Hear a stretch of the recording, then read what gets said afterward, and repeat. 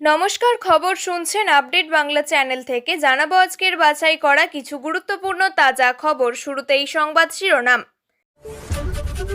কেঁদে ভাসালেন মৃতের পরিবার, ছুটে গিয়ে কাকে টাকা দিলেন শুভেন্দু। শিল্পমন্ত্রীর মুখে জঙ্গি ট্রেড ইউনিয়ন, বণিক সভায় কুণাল বললেন টাটা মমতা মিলমিশের কথা। ভাঙড়ে রেজ্জাক খুনে গ্রেপ্তার আরও এক তৃণমূল নেতা, সব মিলিয়ে জালে 4। প্রতিবাদের মৃত্যু, শেষ নিঃশ্বাস ত্যাগ করলেন বিভাগীয় প্রধানের বিরুদ্ধে যৌন হেনস্থার অভিযোগ তোলা নির্যাতিতা।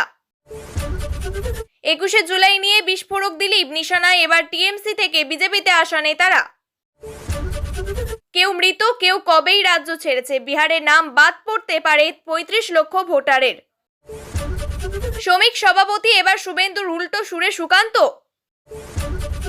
দাবি অনড় থাকলেও রাতে অবস্থান তুলে নিলেন চাকরিহারারা, ফের আন্দোলনের হুঁশিয়ারি। ডিবিসি জল ছাড়তেই জলের নিচে খানাকুলের বিস্তীর্ণ এলাকা। ভোট কেটেও তৃণমূলকে জেতাতে পারল না বামেরা। এবার আসছি বিস্তারিত খবরে। পেরিয়ে গিয়েছে একটা দশকের অধিক, বাংলা যেন এখনো আটকে সেই 2008 সালে। এমনকি শিল্প নিয়ে যখন বসে প্রশাসনিক বৈঠক, সেখানেও ফিরে ফিরে আসে বাম আমলের ট্রেড ইউনিয়ন এবং টাটা গোষ্ঠীর চলে যাওয়ার কথা। সোমবারেও ঠিক তেমনটাই হলো। বেঙ্গল ন্যাশনাল চেম্বার অব কমার্সের অনুষ্ঠানে হাজির হয়েছিলেন রাজ্যের শিল্পমন্ত্রী শশী পাঁজা। একাংশের অভিযোগ, রাজ্যের বর্তমান শাসক দল এবং শিল্পের সম্পর্কের মাঝে রয়েছে শত হস্তের দূরত্ব। কারণ সিঙ্গুর প্রকল্প বন্ধ করেই ক্ষমতায় এসেছিলেন মমতা, ফলত টাটার বাংলা ছাড়াকে ঠিক চোখে দেখেনি শিল্পমহল।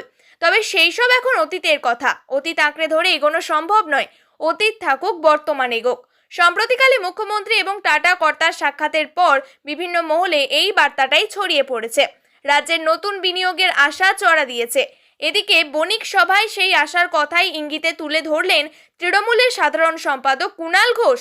এদিন তিনি বলেন, মমতা বন্দ্যোপাধ্যায় কোনোদিন টাটার বিরোধিতা করেনি। তিনি কোনোদিন বলেননি যে শিল্প হবে না। বিরোধিতা ছিল পূর্বতন রাজ্য সরকারের নীতি নিয়ে। টাটার বিরুদ্ধে তৃণমূল কংগ্রেসের কোনো বিরোধিতা ছিল না। বাম সরকার যেভাবে দোফসলি জমিগুলোকে শিল্পপতিদের হাতে তুলে দিচ্ছিল, সেটা নিয়েই প্রতিবাদ করেছিলেন মমতা। তবে কি টাটা মমতার মিলমিশ? কুণালের বার্তায় ইঙ্গিত রয়েছে বলেই মত একাংশের। তিনি আরও বলেন, 2005 সালে তৎকালীন মুখ্যমন্ত্রী বুদ্ধদেব ভট্টাচার্য সিঙ্গাপুরে গিয়ে শিল্প নিয়ে প্রশ্নের মুখে পড়েছিলেন, কিন্তু মমতা বন্দ্যোপাধ্যায় যখন মাদ্রিদে গেলেন, সেখানকার শিল্পপতিরা তার প্রতি আস্থা দেখিয়েছেন। রাজ্যের শিল্প বান্ধব পরিস্থিতিতে যে দল অনেকটাই এগিয়েছে, যে বদল এসেছে, এটাই তার প্রমাণ। ভাঙড়ে তৃণমূল নেতার রেজ্জাক খুনের গ্রেপ্তার আরও এক তৃণমূল কর্মী। এবার গ্রেপ্তার হলেন আজাহার উদ্দিন মোল্লা। এখনো পর্যন্ত রেজ্জাক খুনে মোট 4 জনকে গ্রেপ্তার করেছে পুলিশ। গতকালই ভাঙড়ের এই হত্যাকাণ্ডে বড় মোড় দিয়েছিল পুলিশ। রেজ্জাককে খুনের অভিযোগে গ্রেপ্তার করা হয়েছিল তৃণমূল নেতা মোফাজ্জেল মোল্লাকে। জানা গিয়েছে, আজাহার উদ্দিন আগে আইএসএফ করলেও গত বছর জুলাই মাসে শওকত মোল্লার হাত ধরে আসা আসমা বিবি এবং আজাহার উদ্দিন মোল্লা তৃণমূলে যোগ দেয়। আইএসএফে থাকাকালীন বোমা বাঁধতে গিয়ে বিস্ফোরণ হওয়ায় গুরুতর আহত হয়েছিলেন আজাহার উদ্দিন। আহত অবস্থাতেই তৃণমূলে যোগ দিয়েছিলেন আজাহার উদ্দিন। গতকাল রাত্রে পোলেরহাট থানা এলাকায় একটি আবাসন থেকে আজাহার উদ্দিন মোল্লাকে গ্রেপ্তার করে উত্তর কাশীপুর থানার পুলিশ। আগে গ্রেপ্তার হওয়া তৃণমূল নেতা মোফাজ্জেল মোল্লাকে জিজ্ঞাসাবাদ করে এবং ফোনের টাওয়ার লোকেশন ট্র্যাক করেই গতকাল আজাহার উদ্দিন মোল্লাকে গ্রেপ্তার করে পুলিশ। তার সঙ্গে গ্রেপ্তার করা হয় জাহান আলী খান ওরফে কাঙ্গাল এবং রাজু মোল্লাকে। ভাঙড়ে শুটআউটের ঘটনায় এই নিয়ে গ্রেপ্তার মোট 4 জন। পুলিশ আজ আজাহার উদ্দিন মোল্লাকে বারুইপুর আদালতে পাঠাবে। তাকে হেফাজতে নিয়ে জিজ্ঞাসাবাদ করতে চায় পুলিশ। প্রতিবাদের মৃত্যু, এটাই হয়তো হওয়ার ছিল।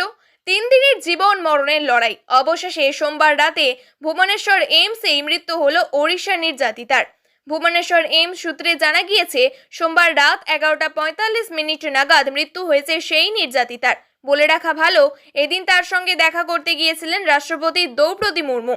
আর সেই দিনই ছিল রাতের নিজের শেষ নিঃশ্বাস ত্যাগ করলেন ওই নির্যাতিতা। হাসপাতাল তরফে জানানো হয়েছে, তরুণীকে বাঁচানোর প্রাণপণ চেষ্টা করেছিলেন চিকিৎসকরা। সম্ভাব্য সকল পদক্ষেপ নেওয়া হয়েছিল। তার বৃক্কতন্ত্র প্রতিস্থাপনের ব্যবস্থাও করা হয়, কিন্তু শেষ পর্যন্ত তাকে বাঁচানো সম্ভব হয়নি। উল্লেখ্য, গত 1 জুলাই নিজের বিভাগীয় প্রধানের বিরুদ্ধে যৌন হেনস্থার অভিযোগ তুলেছিলেন ওই ছাত্রী। সেই মর্মে লিখিতভাবে নিজের অভিযোগ কলেজের অভ্যন্তরীণ অভিগ্রহণ কমিটির কাছে জমা দিয়েছিলেন তিনি। সেই অভিযোগপত্রে তিনি জানিয়েছিলেন কিভাবে মাসের পর মাস তাকে যৌন হেনস্থা করা হয়েছে। কিন্তু অভিযোগী সার বিভাগীয় প্রধান বলে কথা, কোনো ভ্রুক্ষেপই করেনি কলেজ কর্তৃপক্ষ, যার প্রতিবাদে নিজের সহপাঠীদের নিয়ে বিক্ষোভে নামেন নির্যাতিতা। কিন্তু অন্ধের শহরে আলোর কি কাজ?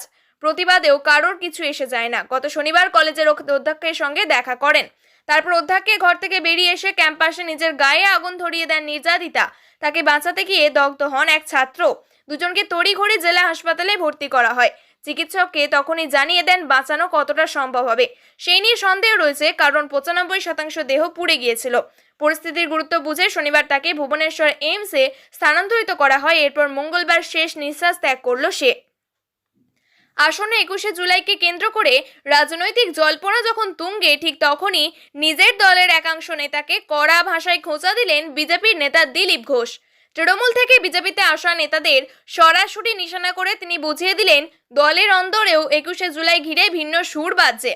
আজ সকালে প্রাতঃভ্রমণে বেরিয়ে সাংবাদিকদের মুখোমুখি হয়ে দিলীপ ঘোষ বলেন, 21শে জুলাই নিয়ে তৃণমূল কর্মীদের মধ্যে উৎসাহ তো প্রবল, সেটাই স্বাভাবিক। গুঞ্জন তো ছিলই, প্রত্যেকবারই থাকে। ডিম ভাতের উৎসব হয়। এরপর তার সোজা সাপটা মন্তব্য, কিন্তু আমি দেখলাম এবার আমাদের পার্টির লোকেদেরও খুবই উৎসাহ ছিল তাদের মধ্যে যারা ওখানে ডিম ভাত খেয়ে এসেছেন। আমাদের বিজেপির লোকেদের কোনো সমস্যা নেই এই নিয়ে। দিলীপ ঘোষের এই ডিম ভাত মন্তব্য নিঃসন্দেহে তৃণমূল থেকে বিজেপিতে যোগ দেওয়া নেতাদের প্রতি এক প্রচ্ছন্ন কটাক্ষ বলেই মনে করছেন রাজনৈতিক মহল। প্রসঙ্গত, কয়েকদিন আগে দিলীপ ঘোষের মুখে শোনা গিয়েছিল 21শে কোনো না কোনো মঞ্চে থাকবো। তার এই মন্তব্য ঘিরেই রাজনৈতিক মহলে জোর জল্পনা তৈরি হয় যে তিনি কি তবে নতুন করে তৃণমূলে যোগ দেওয়ার কথা ভাবছেন। প্রশ্ন উঠতে শুরু করে, দিলীপ ঘোষ কি তবে সত্যিই রাজনৈতিক ভবিষ্যৎ নিয়ে ভিন্ন পথে হাঁটছেন? কিন্তু এর পরপর পরিস্থিতি বদলায়। বিজেপির সদ্য নির্বাচিত রাজ্য সভাপতি শ্রমিক ভট্টাচার্যের সঙ্গে দেখা করতে যান দিলীপ। আর এই প্রসঙ্গে এদিন সাংবাদিকদের প্রশ্নের উত্তরে দিলীপ ঘোষ আবারও স্পষ্ট জানালেন, 21শে জুলাই নিয়ে জল্পনা তো মানুষ করবেই, কিন্তু বিজেপি কর্মীদের কোনো উৎসাহ নেই। তার এই মন্তব্য 21শে জুলাইয়ের রাজনৈতিক গুরুত্বের পাশাপাশি বিজেপির অভ্যন্তরীণ সমীকরণ নিয়েও নতুন করে আলোচনার জন্ম দিল। তৃণমূলের প্রাক্তনীদের নিয়ে বিজেপির অন্দরে অসন্তোষ কতটা গভীরে, দিলীপ ঘোষের এই মন্তব্য যেন তারই প্রতিচ্ছবি। আবেদন জমা দেওয়ার শেষ তারিখ আসতে এখনো দিন 10 বাকি। তবে তার আগেই বড় নির্বাচনের দাবি কমিশনের। তারা জানিয়েছে বিহার থেকে অন্ততপক্ষে 35 লক্ষ ভোটারের নাম বাদ যেতে চলেছে। ইতিমধ্যে আগের তালিকায় উল্লেখিত 7.89 কোটি ভোটারের মধ্যে 80% নাম গণনা করা হয়ে গিয়েছে। অর্থাৎ 6.6 কোটি ভোটারের বাড়ি বাড়ি সমীক্ষা চালিয়েছে কমিশন। কমিশন আরও জানিয়েছে এই ভোটার তালিকা একটা খসড়া আগামী 1 আগস্ট প্রকাশ করা হবে। যারা 25শে জুলাইয়ের আগে নিজেদের নাম 2003-এর তালিকার ভিত্তিতে যাচাই করে ফর্ম জমা দেবেন, তারাই সেই খসড়া তালিকায় জায়গা পাবেন। উল্লেখ্য, 25শে জুলাই আবেদনের শেষ তারিখ। 28শে জুলাই রয়েছে সুপ্রিম কোর্টে শুনানি। মূলত নির্বাচন কমিশনের বিশেষ এবং নিবিড় সমীক্ষার বিরুদ্ধে শীর্ষ আদালতের মামলা দায়ের করেছিলেন মহুয়া মৈত্র সহ বেশ কয়েকজন, কিন্তু তাতেও খুব একটা লাভ হয়নি। কারণ আগের শুনানিতে নির্বাচন কমিশনে আস্থা রেখেছে আদালত। জানিয়েছে এই সমীক্ষার সাংবিধানিক অধিকার, তাই তাদের এই সমীক্ষা করা থেকে কেউ আটকাতে পারবে না। সূত্রের খবর, 28শে জুলাই নির্বাচন কমিশনের কাছে গুরুত্বপূর্ণ দিন। শুধুমাত্র যে সুপ্রিম শুনানি রয়েছে বলে তার কিন্তু নয়। জানা গিয়েছে ওই দিন গোটা দেশ জুড়ে সমীক্ষা চালানোর সিদ্ধান্ত নেবে তারা। এখনো গোটা বিষয়টা আলোচনার পর্বের অধীনে। চূড়ান্ত সিদ্ধান্ত নেওয়া হবে 28 তারিখ। মূলত দেশব্যাপী অবৈধ ভোটারদের চিহ্নিত করতে এই সমীক্ষার কথা ভাবছে তারা। 26এর নির্বাচনে দামামা বেজে গিয়েছে। রাজনৈতিক বিশ্লেষকরা বলছেন এবারের নির্বাচনে সংখ্যালঘু ভোট মারাত্মক ফ্যাক্টর হবে শাসক বিরোধী উভয় পক্ষের কাছে। এই ভোট কোন দিকে যাবে, কোন রাজনৈতিক দল কি স্ট্র্যাটেজি নেবে, সেই নিয়েও প্রশ্ন উঠছে। তার মধ্যে বিজেপির অন্দরেই চলছে অন্য সমীকরণ। রাজ্য বিধানসভার বিরোধী দলনেতা শুভেন্দু অধিকারীর উল্টো সুর শোনা গেল বিজেপির সদ্য প্রাক্তন রাজ্য সভাপতি সুকান্ত মজুমদারের গলাতেও। নতুন দায়িত্ব পেয়ে শ্রমিক ভট্টাচার্য বহুত্ববাদের পক্ষে সওয়াল করেছিলেন। বঙ্গ বিজেপির দায়িত্ব নিয়ে ঠিক এই কথাটা আগেই স্পষ্ট করে দিয়েছেন শ্রমিক। তিনি বলেছিলেন, বিজেপির লড়াই কোনো সংখ্যালঘুর বিরুদ্ধে নয়, তবে আমরা লড়াই করছি তাদের বিরুদ্ধে যাদের বাড়ির ছেলেরা হাতে পাথর নিয়ে ঘুরছে। আমরা ওই পাথরটাকে কেড়ে ওখানে বই ধরিয়ে দিতে চাই। ঘুরছে মুসলমান, মারছে মুসলমান। কারা এই অবস্থা তৈরি করলো? যারা আমাদের ভোট দিচ্ছেন না, যারা আমাদের থেকে দূরে থাকছেন, যদি বিজেপিকে অচ্ছুত মনে করেন, ভোট দেবেন না। যদিও রাজ্য বিধানসভার বিরোধী দলনেতা শুভেন্দু অধিকারী বলেছিলেন, সংখ্যালঘুরা যে আমাকে ভোট দেননি সেটা কঠিন বাস্তব। 1,10,000 ভোটের মধ্যে 1,09,600 হিন্দুর ভোট পেয়েছি। আমি যে অন্যদের ভোট চাই বা চাই না পাই না, এটা কঠিন বাস্তব। এক সপ্তাহের মধ্যে দ্বিতীয়বার নবান্ন অভিযান। প্রথমে চাকরিহারা শিক্ষাকর্মীরা, এবার রাজপথে চাকরিহারা শিক্ষকরা। সোমবার নবান্ন অভিযানের ডাক দিয়েছেন যোগ্য শিক্ষক শিক্ষিকা অধিকার মঞ্চের আন্দোলনকারীরা। সময় মতো জড়ো হয়েছিলেন হাওড়া স্টেশনে, তারপর সেখান থেকে শুরু হয়েছিল মিছিল। এদিকে আবার চাকরিহারাদের মাঝপথে রুখে দিতে বজ্র আঁটুনি পুলিশের। ঘিরে রাখা হয়েছিল নবান্ন সংলগ্ন রাস্তাগুলি, মোতায়েন হয়েছিল বাড়তি ফোর্স, লাগানো হয়েছিল আকাশ ছোঁয়া গার্ড রেলও। অবিরাম বৃষ্টির সঙ্গে ডিবিসির জল ছাড়া মিলে জলবন্দী হয়ে পড়েছে খানাকুলের বিস্তীর্ণ এলাকা। আরামবাগ মহকুমার অন্তর্গত খানাকুল 2 নম্বর ব্লকের অন্তত 4টি গ্রাম পঞ্চায়েতের প্রায় 20 থেকে 22টি গ্রাম ইতিমধ্যেই আংশিক বা সম্পূর্ণভাবে জলমগ্ন হয়ে পড়েছে। সোনামণি হরিজন এবং সন্দীপ মাঝি জানান, এখনো বাড়ির ভিতরে জল ঢোকেনি ঠিকই, কিন্তু নদীর জল যেভাবে বাড়ছে তাতে যে কোনো সময় জল ঘরে ঢুকে যেতে পারে। ফলে আতঙ্কে দিন কাটাচ্ছেন তারা। অনেকে ইতিমধ্যে গবাদি পশু এবং ঘরের জিনিসপত্র উঁচু জায়গায় সরিয়ে রাখছেন। জানা গিয়েছে, জেলা প্রশাসনের তরফে ব্লক প্রশাসনকে সতর্ক করা হয়েছে। তবে স্থানীয়দের অভিযোগ, পরিস্থিতি মোকাবিলায় কোনো জরুরি ব্যবস্থা এখনো পর্যন্ত নেওয়া হয়নি। প্রশাসনের পক্ষ থেকে কোনো ত্রাণ শিবির খোলা হয়েছে, মাইকিং করে মানুষকে সচেতন করা হচ্ছে। বৃষ্টি এবং নদীর জলস্তর বৃদ্ধির ফলে খাদ্য সংকটও দেখা দিতে পারে বলে আশঙ্কা করছেন এলাকাবাসীরা। সব মিলিয়ে খানাকুলের বিস্তীর্ণ এলাকা জুড়ে এখন ভয় আর অনিশ্চয়তার ছায়া।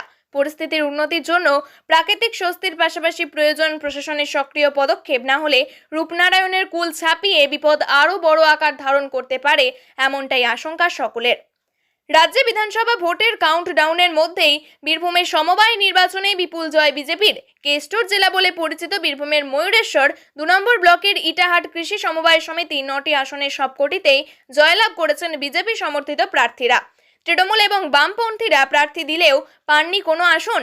ইটাহাট কৃষি সমবায় সমিতির 9টি আসনের সবকটিতেই প্রার্থী দিয়েছিল তৃণমূল এবং বিজেপি।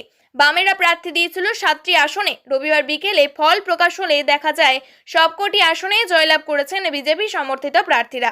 এই জয়ের পর বিজেপির বোলপুর সাংগঠনিক জেলার সভাপতি শ্যামাপদ মণ্ডল বলেন, হারবে জেনেও তৃণমূল অনেকদিন ধরে ওই সমবায়ে ভোট করাচ্ছিল না। ভোট হতেই হেরেছে। যেখানে অবাধ ভোট হবে সেখানেই হারবে। তৃণমূলের জেলা কোর কমিটির সদস্য কাজল শেখ বলেন, নেতৃত্বের গাফিলতির জন্যই এই ফল হয়েছে। ওই এলাকার দায়িত্ব চন্দ্রনাথ সিনহার ওপরে রয়েছে। কেন এই ফল হলো, কোর কমিটির পরবর্তী বৈঠকে পর্যালোচনা করা হবে। বলে রাখি, গরু এবং কয়লা পাচার দুর্নীতিতে জেলবন্দি থাকাকালীন অনুব্রত মণ্ডলকে জেলা সভাপতির পদ থেকে সরায়নি মমতা বন্দ্যোপাধ্যায়, কিন্তু জেলায় দল পরিচালনার জন্য কোর কমিটি গঠন করেছিলেন তিনি। অপরদিকে কোর কমিটি পরিচালনার ভার দেওয়া হয় আশিস বন্দ্যোপাধ্যায়কে। অনুব্রত জেলা সভাপতির পদ থেকে সরানোর পরেই বীরভূমে তৃণমূল থেকে বিজেপিতে যোগদানের হিড়িক পড়ে। অনুব্রতর বিরোধী গোষ্ঠীর দাবি, তৃণমূল থেকে বিজেপিতে সাহায্য করেছেন অনুব্রত। প্রিয় দর্শক, নিয়মিত সঠিক খবরগুলি সঠিক টাইমে পেতে সাবস্ক্রাইব করুন আপডেট বাংলা চ্যানেলটিকে। ধন্যবাদ।